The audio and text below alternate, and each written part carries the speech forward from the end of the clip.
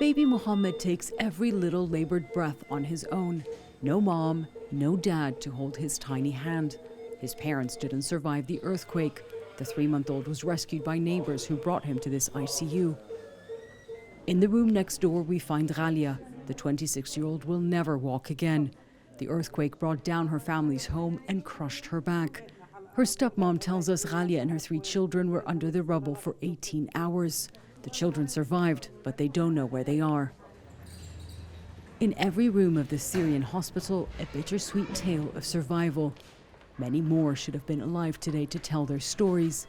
Doctors say they tried to save them, but didn't have enough supplies to save everyone.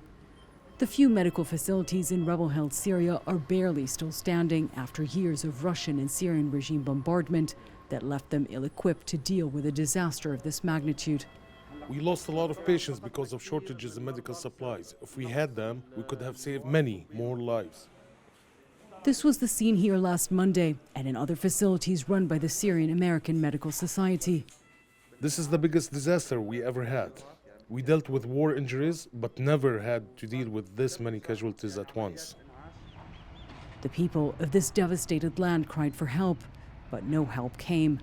Aid to rebel-held northwest Syria is tied in politics and at the mercy of a regime so cruel, even at a time like this. They dig and dig with their bare hands and whatever they can find, desperately trying to reach their loved ones. It's too late for rescues now. They just want to bury their dead. Mohammed is searching for relatives. Expressionless and numb, he tells us 21 of them, including children. Life here feels like one endless cycle of loss and grief.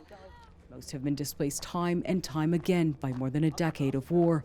They're now homeless once again. We were sleeping under the trees, but it was so cold we came here, Sultan tells us. She begs the international community to send them shelters.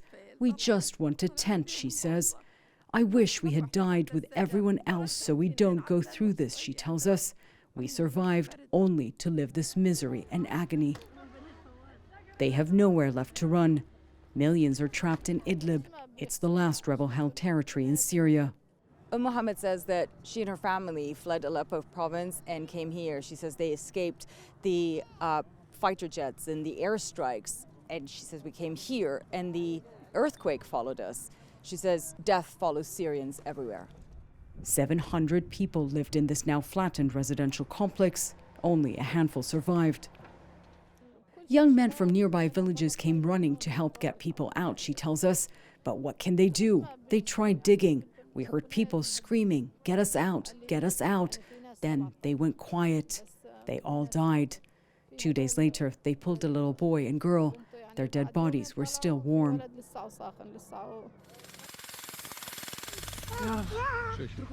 Others made it. After hours of this painstaking rescue, little Ahmed was pulled out alive.